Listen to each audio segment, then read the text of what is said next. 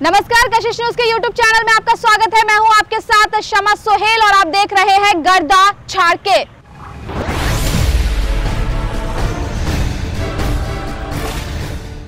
दुनिया आज भी वैसी है जैसे 16 दिसंबर 2012 की सर्द और स्याह रात से पहले थी। कुछ भी नहीं बदला। इंसान की भेष में छुपी हैवानियत की फितरत और ना ही कानून का खौफ। मशीन का शोर शांत है। तन ढकने के लिए कपड़े बनाने वाली मशीन की आवाज नहीं सुनाई देती। नहीं सुनाई देती वो आवाज जो इन गलियों में गूंजा करती थी। मशीन बंद है, दरिंदे जाग रहे हैं।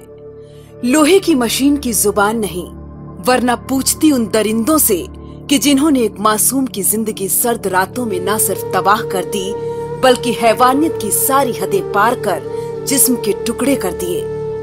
लोहे की मशीन पूछती उन दरिंदों से कि लोहा तो उनमें भी लगा है, मगर वो हथियार किस लोहे से बना था जिसने 16 साल की मासूम बच्ची का सिर काटा, जिस्म के टुकड़े किए।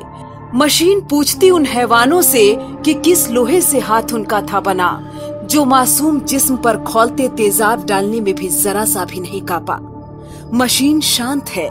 अगर जुबान होती तो पूछती कि जिस पिता को लोहे की इन मशीनों से इतनी मोहब्बत थी, उसकी बेटी को हैवानों ने किस लोहे से बनी सलाखों से दागा, जिसके निशान देखकर दोजख के दरिंदों की भी रूह कांप जाए। पहले तो थोड़ा कम लगता था, लेकिन अब जब ये घटना हुई है तो और ज्यादा लगती है। मशीन बंद है, गलियां शांत, चेहरे डरे हुए, खौफजदा, बेटियां चुप, सहेलियां सुबकती हैं।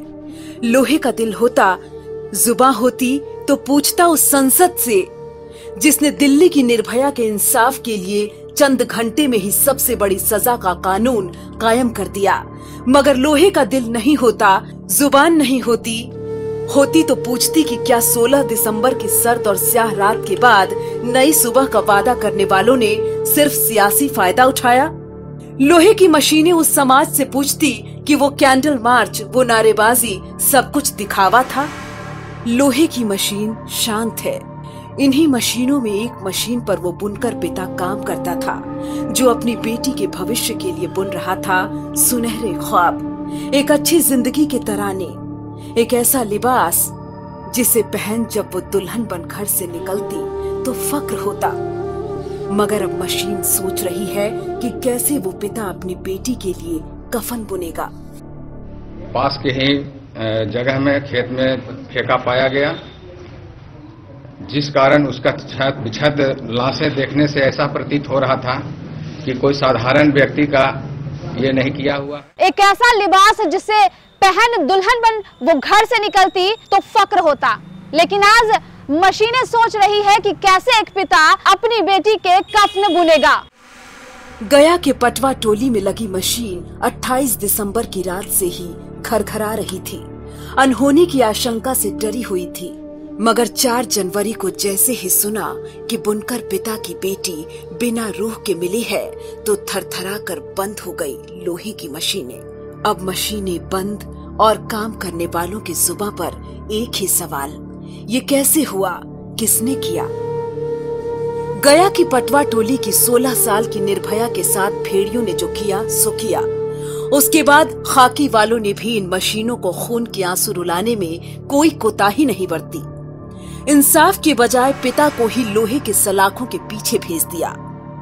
पिता बेटी के लिए इंसाफ मांगता रहा, लेकिन पुलिस ने पिता को ही हत्यारा बता अपनी बेशर्म और दागदार चेहरे पर जरा भी बदलाव नहीं आने दिया। हम ओपन माइंड के साथ काम कर रहे हैं और जो भी इनपुट्स किसी भी मीडियम से मिल रहा है उस पर बहुत डिटेल इन्वेस्टिगेशन होगा।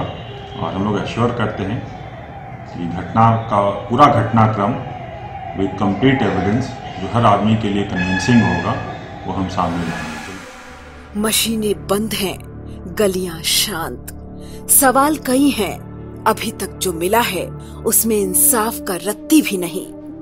बेईमानी, बेइज्जती और बर्बरता की ऐसी दास्तां लिखी गई है जिसे सुन निर्भया की रूह भी कांपती होगी, पूछती होगी दुनिया कहां बदली।